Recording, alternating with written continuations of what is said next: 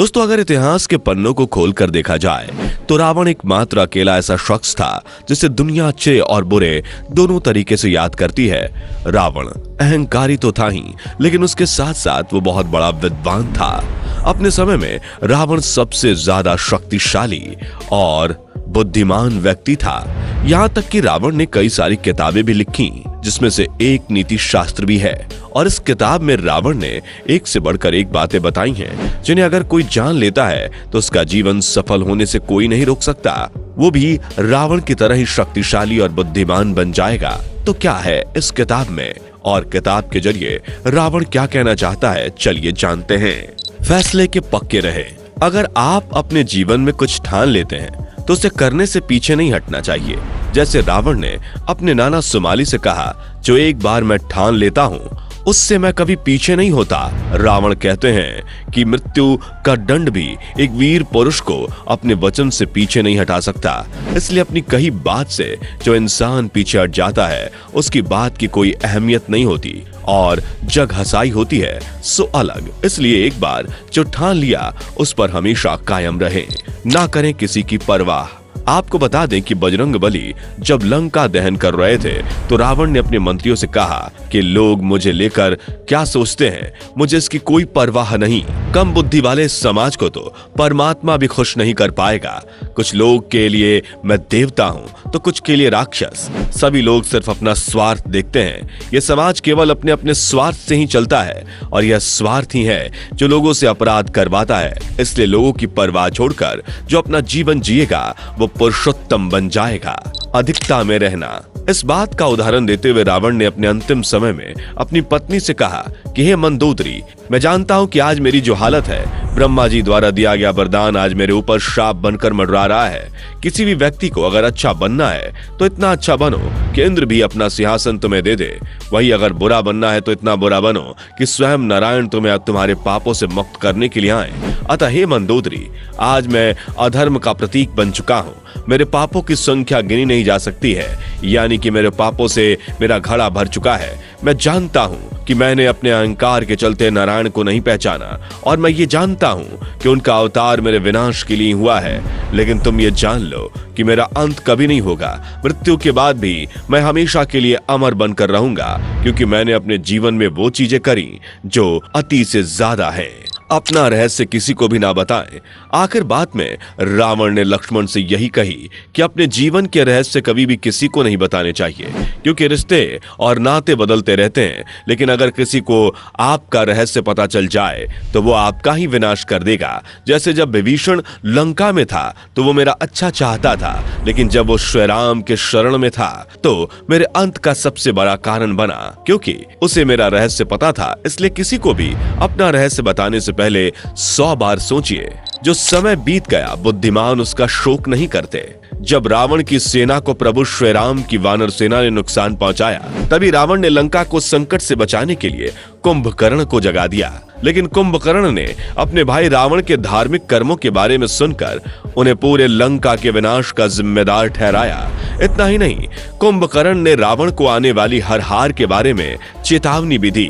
अपने भाई की सभी बातें को सुनकर रावण ने कुंभकर्ण से कहा कि हे अनुज, कुंभकर्ण, जब विनाश के बादल चारों तरफ से लंका को घेरे खड़े हैं, तब तुम मुझे ये ना सिखाओ कि क्या उचित है और क्या अनुचित। हाँ, मैंने अपने लालच के चलते सीता का अपहरण किया और आज वही मेरे मृत्यु का कारण बनने वाला है। मैंने अपने घमंड के कारण श्री राम के शांति प्रस्ताव को ठुकरा दिया और आज मेरी लंका एक शमशान बन चुकी है। लेकिन जो हो गया सो हो गया। बुद्धिमान लोग बीते समय का शोक नहीं करते।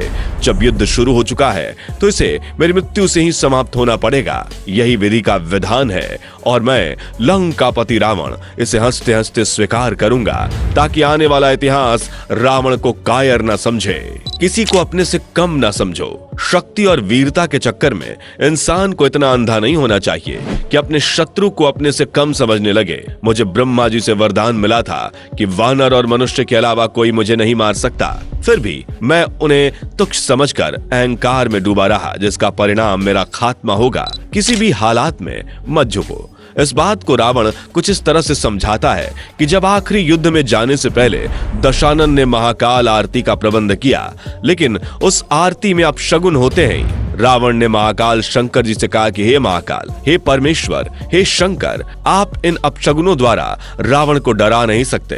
आपने क्या सोचा कि मैं आपका परम भक्त दशानन रावण इन अपशगुनों से डर जाऊंगा और युद्ध को छोड़कर राम के चरणों में समर्पित हो जाऊंगा? रावण मिट जाएगा लेकिन झुकेगा नहीं। जो लोग दया की भीख में रहते हैं उन्हें जीवन भी दया का पात्र बनाए रखता है। इस युद्ध में मेरे अनेक सगे संबंधी तथा प्रजा ने बलिदान दिया है, लेकिन आज मैंने अगर मरने के डर से राम के सामने अपने घुटने टेक दिए तो मेरे परिवार और लंका के वीरों का बलिदान व्यर्थ हो जाएगा।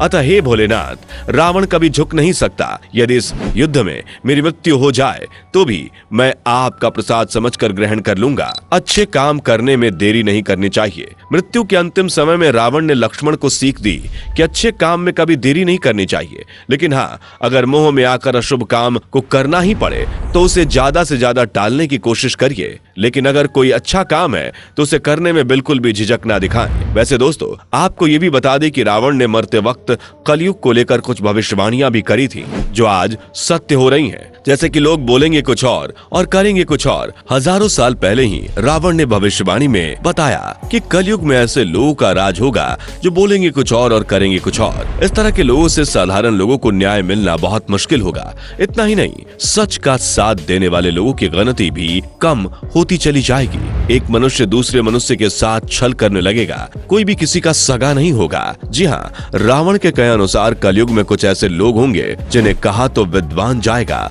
लेकिन उनके इरादे बहुत गंदे होंगे। वे अपने फायदे के लिए किसी के साथ भी बुरा करने की क्षमता रखते होंगे। कलयुग में लोग दूसरे की संपत्ति हड़पने की मंशा रखेंगे। वहीं कुछ लोग ऐसे भी होंगे जिनके पास विज्ञान तो होगा, लेकिन उसके साथ ही ईश्वर से भी डरते होंगे। कलयुग का मनुष्य सिर्फ और सिर्फ अपना स्वार्थ देखेगा और कलयुग में बीमारियों का संग्राम आ जाएगा। रावण ने कहा कि कलयुग में अलग अलग तरह की बीमारियां आएंगी और कई लोगों की मौत का कारण भी बनेंगी, लेकिन कई लोग ऐसे भी होंगे जो बीमार लोगों की आगे बढ़कर मदद करेंगे। इतना ही नहीं दोस्तों, दशानन ने अपनी भविष्यवाणी में यह बताया कि कलयुग में कोई भी अपनी धार्मिक किताबों की इज्जत नहीं करेगा और न ही वो खुद ईश्वर की भक्ति करेगा, क्योंकि कलयुग के इंसानों के दिल में भक्ति और विश्वास जैसी चीजें नाम मात्र की ही बची होंगी। तो दोस्तों, ये थी रावण की कुछ ऐसी खास बातें जिसे हर किसी को अपने जीवन में जरूर ध्यान रखना चाहिए। और अगर इंसान ने रावण की ये बातें मान ली तो सच में उसे सफल होने से कोई नहीं रोक सकता। बाकी आपका रामायण से जुड़ी इस वीडियो के बारे में क्या कहना है कमेंट में जरूर बताएं और इस तरह की वीडियोस को देखते रहने के लिए चैनल को सब्सक्राइब करना ना भूले। धन्यवाद। दोस्तों, आपको स्क्रीन पर 2 और वीडियोस दिखाई दे रही हैं, जिसे देखने के लिए स्क्रीन पर क्लिक करें।